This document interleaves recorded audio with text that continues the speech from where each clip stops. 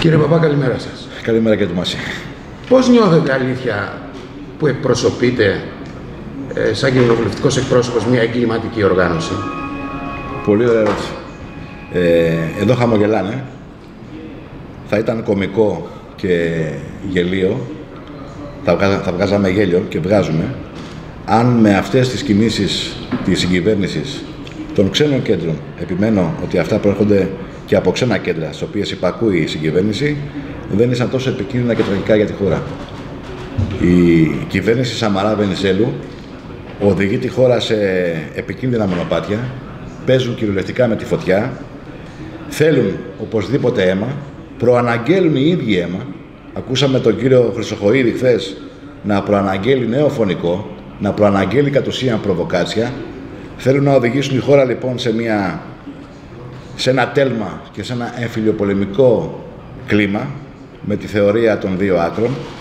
Η Χρυσή Αυγή τηρεί στάση ευθύνης και δεν μπαίνει σε αυτή τη φιλοσοφία του εμφυλίου πολέμου.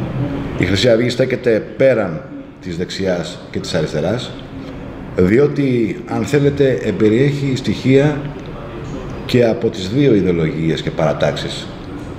Και να το δικαιολογήσω για να μην παρεξηγηθώ. Είχα πει κάποτε σε μία συνέντευξή μου σε ένα άλλο μέσο και επιμένω σε αυτό, ότι εμείς πολιτικά είμεθα δεξιοί με την καθαρή έννοια της δεξιάς, με την έννοια της παραδοσιακής δεξιάς, όταν η δεξιά, παραδείγματος χάρη, θα είναι αυτή η παράταξη η οποία εκφράζει το τρίπτυχο πατρίδα, πατρίς, θρησκεία, οικογένεια, τότε μπορούμε να πούμε ότι πολιτικά είμαστε δεξιοί. Όπως κοινωνικά θα μπορούσαμε να πούμε ότι η Χρυσή Αυγή είμαστε αριστεροί, αν με την έννοια αριστερός εννοούμε την κοινωνική δικαιοσύνη και τη λαϊκή κυριαρχία. Μάλιστα. Αναφερθήκατε σε να αντιστρέψω λίγο την ερώτηση. Πώς νιώθετε εσείς που παίρνετε συνέντευξη από έναν εγκληματία? Προσπαθώ να τον αφουγκραστώ, να τον καταλάβω και να δω κατά πόσον είναι ή όχι. Έχω την εντύπωση όμως ότι ο δυναμισμός και η ανταπόκριση που έχετε από την κοινωνία αποδεικνύουν ότι μάλλον ένα μεγάλο μέρος της κοινωνίας, της ελληνικής κοινωνίας, αποδέχεται, υπήθεται μάλλον από τις απόψεις. Ξέρετε ότι είμαι ανοιχτός άνθρωπος και δίνω το τηλέφωνο μου, το προσωπικό μου κινητό, το οποίο εντελώς παρανόμως αυτή τη στιγμή θα έχουν συνακροάσεις οι διάφοροι ρουφιάνοι της ΕΕΠ, εντελώς παρανόμως, μιλάμε για βουλευτή του Ελληνικού Κοινοβουλίου. Δέχομαι λοιπόν τις τελευταίες ημέρες τηλέφωνα από ανθρώπους που δεν μου είχαν τηλεφωνήσει ποτέ. Άνθρωποι οι οποίοι τους είχα δώσει το τηλέφωνο, ήσαν διστακτικοί να με ενοχλήσουν και με παίρνουν τηλέφωνο και μου λένε είμαστε στο πλευρό σας. Δεν μασάμε στην προπαγάνδα τους. Πιστεύετε λοιπόν ότι δεν θα στοιχήσει όλος ο ρημαγδός κατά της Χρυσής Αυγής του τελευταίου καιρού?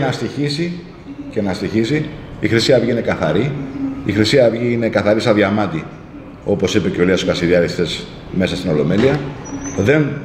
Δεν πάμε για ποσοστά, δουλεύουμε για το όφελος του ελληνικού λαού, δουλεύουμε και κατεβήκαμε στην πολιτική με αυτό το κριτήριο, να φέρουμε μια ελληνική αυγή για την Ελλάδα, να φέρουμε κάτι καινούριο, να φέρουμε την ελπίδα στον ελληνικό λαό. Δεν μας αγγίζει η προπαγάνδα και η λάσπη, είμαστε καθαροί και έτσι θα πορευτούμε. Αν ο Σαμαράς και η συγκυβέρνηση, παίζοντας πολιτικά παιχνίδια, θέλοντας να παίξουν ζάρια στα ημάτια του Ιησού Χριστού, όπως λέει και το Ευαγγέλιο, στο Ευαγγέλιο της Μεγάλης Πέμπτης, να παίξουν τα ζάρια, δηλαδή όλη η υπόθεση αυτή γίνεται για τα ψηφαλάκια, για τους ψήφους που κόβει η Χρυσή Αυγή από τη Νέα Δημοκρατία και όχι μόνο από τη Νέα Δημοκρατία, αλλά και από το ΣΥΡΙΖΑ.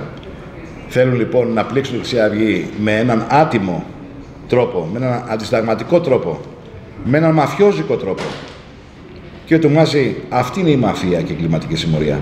Εγκληματική συμμορία επειδή μετέχονται τέτοιες μεθόδους στο πολιτικό παιχνίδι και εγκληματική συμμορία επειδή μέσα σε 4 χρόνια μας πήραν 150 δισεκατομμύρια ευρώ. Πώς εξηγείτε όμως ότι όλοι οι κομματικοί σχηματισμοί του Κοινοβουλίου σας καταγγέλνουν ως επικίνδυνους για τη δημοκρατία και τις πολιτικές ελευθερίες του πολίτη? Έχετε καμία αμφιβολία διαβάζοντας και έχοντας ως δημοσιογράφος την πληροφόρηση που έχετε για την πολιτική ιστορία των 40 τελευταίων ετών, την ιστορία της μεταπολίτευσης, ότι δεν είναι όλοι στον κόλπο? Μια που μιλάμε για τελευταία... Και να μιλήσω ιδιαίτερα για τα δύο κόμματα που κυβέρνησαν αυτόν τον τόπο τα τελευταία 40 χρόνια, τη Νέα Δημοκρατία και τον Πασόκ. Αποκαλυφθήκανε από το Μάιο του 2012, μπορώ να πω και πριν το Μάιο, με την κυβέρνηση Παπαδήμου. Αποκαλυφθήκανε λοιπόν ότι είναι το ένα και το αυτό. Υπάρχει κατά συνέπεια ελπίδα διάσωση, σωτηρίας και διεξόδου από την κρίση με δεδομένο το δούνο του? Υπάρχει. Αυτή η ελπίδα λέγεται καθαρά χέρια, λέγεται έντιμοι άνθρωποι. Μου θυμίζετε το συγχωρεμένο το Λαδά με τα καθαρά χέρια. Έναν παλαιότερο υπουργό που είχε πει για καθαρά χέρια. Απαγορεύονται οι εκφράσεις? Όχι, δεν σας απαγορεύονται. Θα το πω διαφορετικά? Όχι. Λοιπόν, θέλουμε, το αντιπαρέρχομαι, θέλουμε λοιπόν καθαρά χέρια, θέλουμε δηλαδή έντιμους ανθρώπους. Αν θέλετε να μην σας θυμίζω το Λαδά. Θέλουμε λοιπόν έντιμους ανθρώπους, θέλουμε υπεράνω όλων να υπερισχύει το κοινό συμφέρον, το εθνικό συμφέρον. Το εθνικό συμφέρον, ξέρετε κύριε Τουμάση, μπορεί να μην είναι το συμφέρον της στιγμής. Αλλά μακροπρόθεσμα. Αυτή τη στιγμή εδώ η κυβέρνηση μας αποδεικνύει ότι δεν έχει κανένα σχέδιο. Χαρακτηριστικότατο δε, πέραν όλων, ίσως είναι και παρανοχίδα και δεν χρειάζεται να το πούμε, αλλά είναι ένα δείγμα. Επανειλημμένα κάνω ερωτήσεις για το ενδεχόμενο τύπωσης εθνικού νομίσματος, δηλαδή αν λειτουργεί το νομισματοκοπείο, αν υπάρχουν τα μηχανήματα, αν υπάρχει και σε πόσο χρόνο θα μπορούσαμε να έχουμε, και μου απαντούν άλλα λόγια να αγαπιόμαστε. Μου απαντούν ότι δεν υπάρχει τέτοιο ενδεχόμενο. Στην πολιτική πρέπει να παίρνεις υπόψη σου όλα τα ενδεχόμενα. Εμείς, παραδείγματος χάρη, πέστε ότι η κυβέρνηση λέει ότι δεν θέλουμε να φύγουμε το ευρώ. Πέστε όμως ότι μας το λένε οι ξένοι. Κάνουν κάτι άλλο. Δημιουργούν ένα νέο νόμισμα.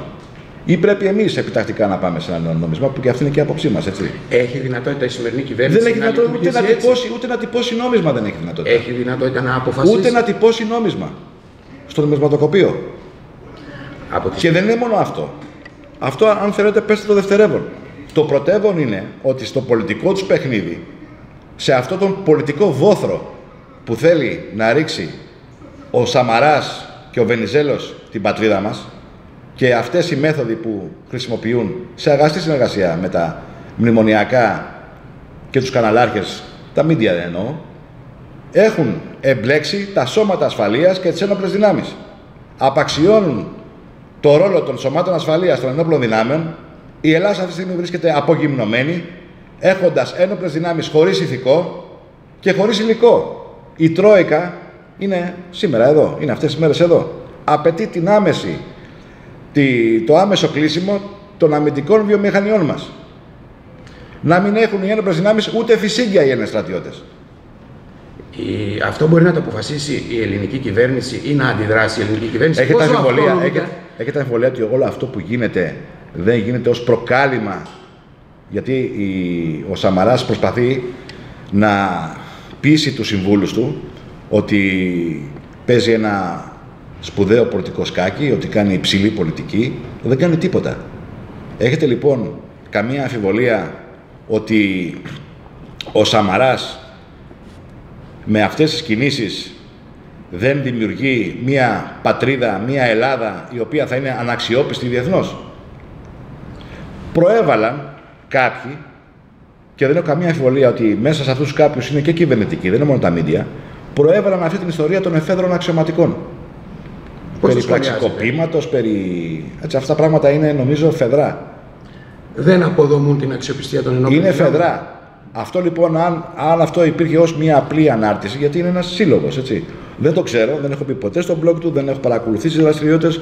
Μπορεί να είναι άριστοι άνθρωποι, μπορεί να είναι πολύ καλοί Έλληνες, μπορεί να είχαν μια ανάρτηση ατυχή. Αν αυτό λοιπόν, μια τυχαία ανάρτηση στο διαδίκτυο, την προβάλλεις κατά αυτόν τον τρόπο, δημιουργείς ψευτοδιλήμματα τύπου παλιού Καραμαλή, Καραμαλής η τάξη, και δημιουργείς, ο Σαμαράς δημιουργεί αυτή τη στιγμή ένα δίλημμα, Σαμαράς μνημόνιο, Σαμαράς Τρόικα ή τάξη. Αυτό δεν λέγεται υψηλή πολιτική. Αυτό λέγεται ότι παίζω το μέλλον και τις τύχες της πατρίδας μου στα ζάρια. Αυτή τη στιγμή η κυβέρνηση είναι ζαράκιδες. παίζουν στα ζάρια την Ελλάδα.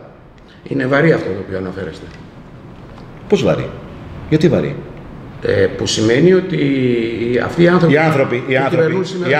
οι άνθρωποι αυτοί δεν έχουν εθνική συνείδηση. Τους παρακολουθώ στα διάφορες δοξολογίες σε εθνικές εορτές. Χασμουριούνται και βαριούνται και λένε πότε να τελειώνουμε. Να κάνουμε και τη δήλωση, να φανούμε, να κάνουμε τη δήλωση περί εθνικής ομοψυχίας ενόπλων δυνάμεων, αυτά τα τετριμένα που ακούμε κάθε φορά μετά τις παρελάσεις, όσο γίνονται παρελάσεις, και να σηκωθούμε να φύγουν. Δεν νιώθουν, δεν έχουν εθνική συνείδηση, κύριε Τουμάση. Είναι υπάλληλοι ξένων συμφερόντων. Τους έχουν δεμένους. Τους έχουν δεμένους σε διάφορες μυστικές λέσχες. Τους έχουν δεμένους με διάφορες προτιμήσεις ιδιαίτερες. Τους έχουν δεμένους σε μυστικές υπηρεσίες. Τους έχουν δεμένους. Δεν έχουν καθαρά χέρια, δεν έχουν καθαρή συνείδηση. Είναι σάπιοι. Αυτό το σάπιο κατεστημένο ήρθε να ταράξει η Χρυσή Αυγή με την παρουσία της στην Ελληνική Βουλή και στην ελληνική κοινωνία. Αυτό τους τρομάζει. Ξέρετε επίσης τι άλλο τους τρομάζει? Προλαβαίνω ερωτήσεις τυχόν που θα κάνετε και ευχαριστώ που μου δίνετε την ευκαιρία να το πω. Τους τρομάζει ότι η Χρυσή Αυγή εδώ και μία εβδομάδα, παρόλη τη λάσπη, θα φανεί τώρα και σε δημοσκοπήσεις που θα βγουν, παρόλη τη λάσπη που έχει δεχθεί, δεν χάνει το ποσοστό της. Ζητάει εκλογές ή όχι η Χρυσή Αυγή? Η Χρυσή Αυγή το βράδυ έχουμε κοινοβουλευτική ομάδα. Υπάρχει ένα Σαββατοκύριακο το οποίο είναι αρκετά κρίσιμο και αποφάσεων. Νομίζω ότι Δευτέρα θα γνωρίζετε. Που σημαίνει ότι βρισκόμαστε μπροστά. Βρισκόμαστε προ εξελίξεων. Αποφάσεων και εξελίξεων. Η Χρυσή Αυγή θα προασπίσει την τιμή της, όλα τα ενδεχόμενα ανοιχτά. Θα προασπίσει την τιμή της, έχοντας πάντα ως γνώμονα το εθνικό συμφέρον. Επίσης, να σας πω, αυτή η περίφημη του δημοκρατικού τόξου. Δεν ξέρετε, εμείς δεν πιστεύουμε στη δημοκρατία, εμείς είμαστε κακοί, εμείς είμαστε ναζί, εμείς είμαστε. Αυτοί λοιπόν που χρησιμοποιούν και τη μέθοδο της συλλογικής ευθύνης. Αυτοί που υποτίθεται κατηγορούν, την ναζιστική μέθοδο. Αυτοί λοιπόν οι ίδιοι άνθρωποι λένε προς Θεού όχι εκλογές. Γιατί όχι εκλογές? Μακάρι να είχαμε τον τρόπο και η τεχνολογία στον 21ο αιώνα μας το επιτρέπει να είχαμε κάθε μέρα εκλογές και δημοψηφίσματα. Ο λαός, ο κόσμος, όπως στέκεται στη στάση του λεωφορείου να πάρει το εισιτήριό του για να μπει στο μέσο μαζικής μεταφοράς, να στέκεται και να ψηφίζει ηλεκτρονικά. Δημοψηφίσματα. Ποτέ δεν έγινε ένα δημοψήφισμα στην Ελλάδα για σοβαρό εθνικό θέμα. Ένα δημοψήφισμα έγινε στη μεταπολίτευση. Και αυτό ήταν το πολιτιακό του 1974, του Δεκεμβρίου του 1974. Του 8 Δεκεμβρίου. Δεν έγινε δημοψήφισμα. Ο Γέρος ο Καραμανλής δεν έκανε δημοψήφισμα. Δεν ρώτησε τον ελληνικό λαό αν θέλει να μπει στην Ευρωπαϊκή Ένωση. Κανείς δεν ρώτησε τον ελληνικό λαό αν θέλει να γίνει πολυπολιτισμική χώρα η Ελλάδα. Κανείς δεν ρώτησε τον ελληνικό λαό αν θέλει να αλλάξει νόμισμα και να πάμε στο ευρώ. Κανείς δεν ρώτησε τον ελληνικό λαό αν θέλουμε τους Ολυμπιακούς Αγώνες που χαντάκωσαν την οικονομία μας. Δημοψηφίσματα λοιπόν υπάρχουν και στο πρόγραμμά μας, κύριε Τουμάση. Έχουμε το πρόγραμμα εδώ, να το δώσουμε στον κύριο Τουμάση. Άστο και θα περάσει η εικόνα. Θα σας δώσω στο τέλος το πρόγραμμά μας που τα λέμε όλα αυτά, κύριε Τουμάση. Γιατί ξέρετε, πολλοί λένε δεν έχετε πολιτικό πρόγραμμα, δεν έχετε προτάσεις. Και βεβαίως έχουμε προτάσεις. Πιστεύετε ότι θα μπορέσει η Χρυσή Αυγή να εξέλθει από αυτό το αδιέξοδο που φαινομενικά, όπως φαίνεται και αναδεικνύεται από τον τύπο και τα μέσα μαζικής ενημέρωσης? Καθαρός ουρανός, αστραπές δεν φοβάται.